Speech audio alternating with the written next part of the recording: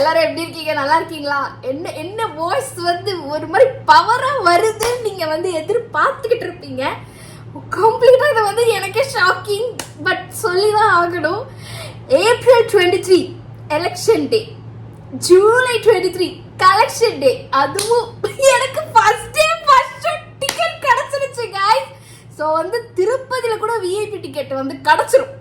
ஆனா ஜனநாயகத்துக்கு first ticket கிடைச்சிருச்சு गाइस எனக்கு அப்படின்ட்டு நான் வந்து என்னத்த சொல்றது. ஓ மை காட், நிறைய பேர் வந்து கமெண்ட்ஸ்ல கேட்டீங்க, பட் ஆனா வந்து எனக்கு அதை பத்தி ஐடியாவே இல்லை, பட் கிடைச்சிருச்சு, எனக்கு வந்து கிடைச்சிருச்சு. ஸோ இன்னைக்கு அந்த வைபோட வந்து இன்னைக்கு ப்ரோமோ வேற விட்டுருக்காங்களா. அது ஜனநாயக மூவில வந்து என்னது சிஎமோட கேமியோலாம் அதுல இருக்கு. ஸோ அதோட சேர்த்து பாலிடிக்ஸ் வீடியோ தான் நம்ம ரியாக்ட் பண்ண போறோம். ஸோ அங்க வீடியோக்குள்ள போகலாம். மனுஷனை பிளாக்கா பார்க்கும் போதே ஒரு மாதிரி இருக்குங்க. ஸோ இது எதுக்கான இன்ஸ்பெக்ஷன் எல்லாருக்கும் தெரியும். ஸோ அந்த கழிவு பொருட்கள்லாம் இருக்குல்ல, அந்த கழிவு பொருட்கள் வந்து இயற்கை எரிவாயு உற்பத்தி செய்யற அந்த மையத்துல போய் இன்ஸ்பெக்ஷன் பண்ணிருக்காரு இன்னைக்கு அவரு.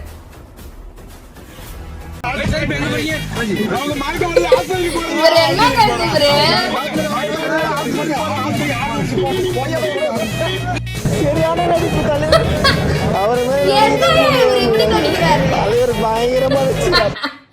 அதாவது திமுக காரணங்கள்லாம் வெறும் வாய் தான், வாய் இல்லைன்னா நாய் விட்டுட்டு போயிடும். அந்த மாதிரிதான் வெறும் வாயை வச்சு சும்மா பேச வேண்டியதுதான். யாராவது வந்து ஆக்ஷன் எடுத்துட்டாங்கன்னா மயக்கம் போட்டு விளையாடுறது, நெஞ்சு வலிக்குது, ஐயோ நான் இங்க இல்லவே இல்லைன்னு அப்படி ஓடிடுறது. நண்பர்களே, வேற ஒண்ணு இல்ல, என்னாச்சுன்னா ஒரு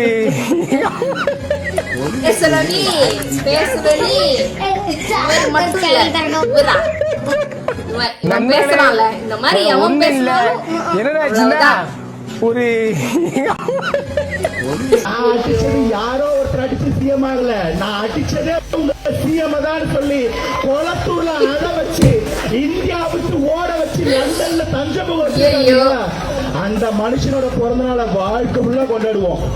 அண்ணனுடைய பர்த்டே ஜூன் 22, இன்னைக்கு தேதி ஜூலை 18. ஏண்டா ஒரு மாசமா கொண்டாடுறீங்களான்னு கேட்டா, வாழ்க்கை முழுசும் கொண்டாடுவோம், வருஷம் முழுசும் கொண்டாடுவோம். ஏன்னா அந்த மனுஷன் பண்ண சாதனை அப்படி. ஒரு படத்துக்கு சம்பளம் 300 கோடி, யார் குடியும் கெடுக்கல, எவனையும் கொள்ளடிக்கல, உழைச்சி சம்பாதிச்சா சம்பளம் 300 கோடி. வருஷத்துக்கு 2 படம் நடிக்கலாம், ஒரு படம் வச்சுப்போம். மனுஷன் ஓடுறது ஓடி வர்றதெல்லாம் பாக்குறீங்கல்ல. இன்னும் 20 வருஷத்துக்கு தமிழகத்தோட நிரந்தர முதல்வர், தமிழகத்தோட நிரந்தர நம்பர் 1 ஸ்டாராவும் இருந்திருக்கலாம். குறைஞ்சது 5000 கோடி ஒயிட்ல சம்பாதிக்க முடியும். அந்த 5000 கோடி ரூபாவை நியாயமா முதலீடு பண்ணாலே 50,000 கோடியா இருக்கும். யாரையும் எடுக்காம போதும். இந்த மக்கள் எனக்கு ரொம்ப நிறைய கொடுத்துட்டாங்க, அந்த மொத்தத்தையும் மக்களுக்கு திரும்ப கொடுக்கணும்.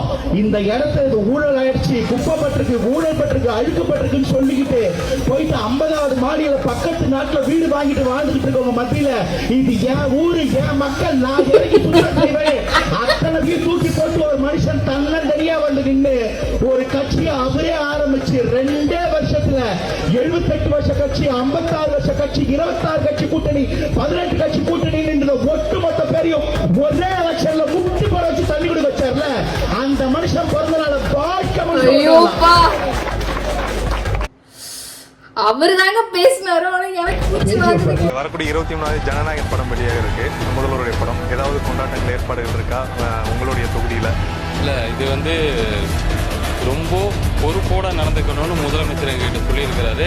நீங்கள் வந்து அமைச்சர்களாக இருக்கட்டும், சட்டமன்ற உறுப்பினர்களாக இருக்கட்டும், நீங்கள் வந்து ரொம்ப பொறுப்போடு நடந்துக்கணும். இப்போ நீங்கள் எல்லாம் ஒரு பெரிய இடத்துல இருக்கீங்கன்னு சொல்லியிருக்கிறாரு. அதனால் அவரோட வேண்டுகோளை ஏற்றுட்டு, ஆனால் அந்த படம் பார்க்கக்கூடிய அந்த 3 மணி நேரம் மட்டும் அதை கழிச்சு எங்களோட அந்த பழைய தலைவரோட ரசிகராக அந்த 3 மணி நேரம் மட்டும் செயல்படணும்னு அந்த அனுமதிக்கிறேன். கட்சி, இந்திய கம்யூனிஸ்ட் கட்சி, இந்திய யூனியன் முஸ்லீம் லீக், காங்கிரஸ், விடுதலை சிறுத்தைகள் 121 பேர் ஆதரவோடு நாங்கள் இன்றைக்கு ஆட்சி நடத்தி கொண்டிருக்கிறோம். என்ன குறை கொண்டீர்கள்? என்ன குற்றம் செய்தோம்? இன்றைக்கும் இந்த ஆட்சியை கவிழ்க்க முடியும் என்று பேசுகிறீர்கள்.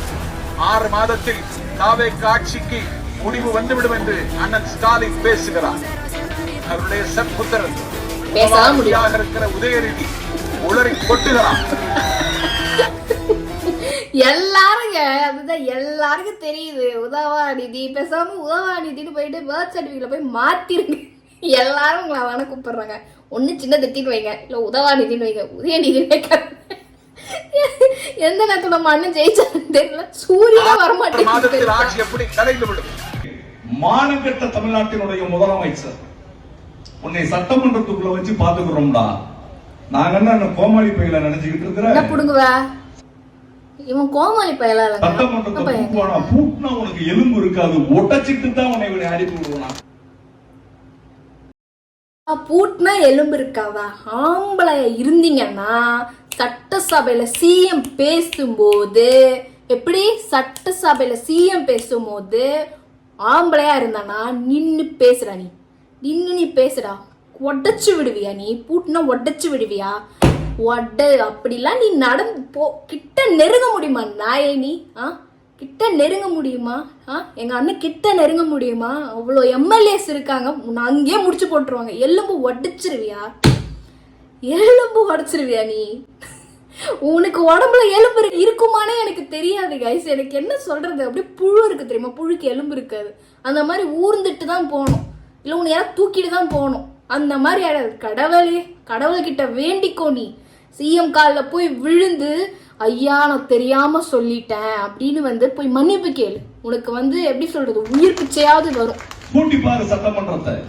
யார் ஓடுது? அதாவது தளபதி விஜய் அவர்களை குறித்து என்ன பேசிருக்கிற நீ? மானங்கட்ட தமிழ்நாடு சட்டமன்றத்துக்குள்ள வச்சு எலும்பு உடைச்சிட வேண்டே. நீ ஒரு அப்பனுக்கு பிறந்திருந்தா பாரு, நான் பொதுவாக ரொம்ப சாஃப்டா போகணும்னு நினைக்கக்கூடிய ஆளு.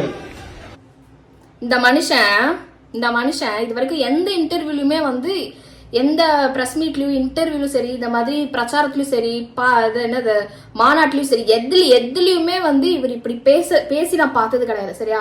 மோஸ்டா அவர் அந்த ஹேர் ஓகேவா, அந்த ஹேர் கூட அவர் அதை தமிழ்ல கூட அவர் சொல்ல மாட்டார். அப்படிதான் சொல்லியிருக்காரு.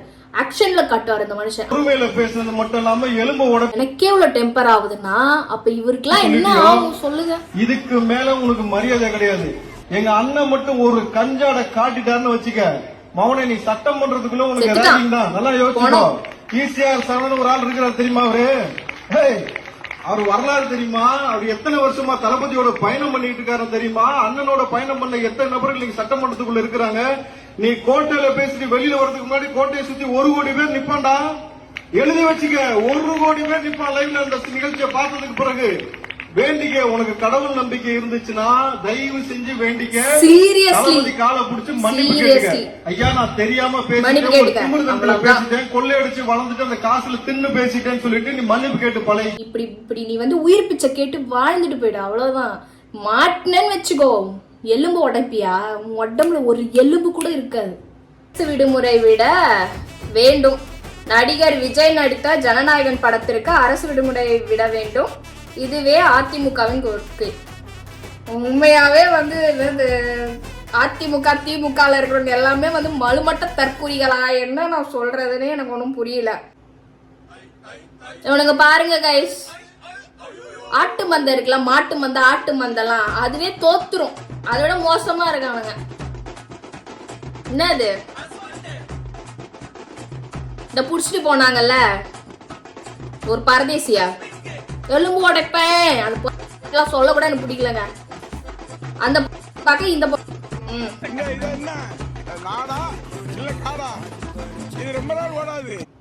அதை நீங்க ஆக்கி விட்டுட்டீங்க. இது நாடா தான் இருந்தது, காடா நீங்க மாத்தி விட்டீங்க. இப்ப அதை நாடா மாத்திக்கிட்டு இருக்காங்க. 4 மாசம் இந்த ஆட்சி இருக்கும், அதுவரை தான் இந்த காவல்துறை ஆட முடியும். என்ன இடுப்பு பிடிச்சி இழுக்கிறாருன்னா இல்ல இடுப்பு பிடிச்சி கடவுளே, அங்க என்னடா இருக்கு இடுப்பு பிடிச்சி இழுக்கிறதுக்கு? நீ ஏதாவது லூசு மாதிரி பண்ணிட்டு இருப்பீங்க, அதனால உங்களை தடுக்கிறதுக்கு இடுப்பு பிடிச்சி எடுத்துருப்பாங்க. என்னங்க நீங்க?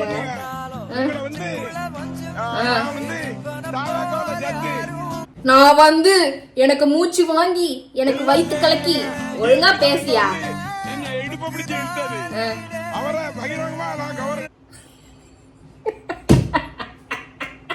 ஐயோ வெளியே போய் சொல்லாத, அதிகமா இருக்கு.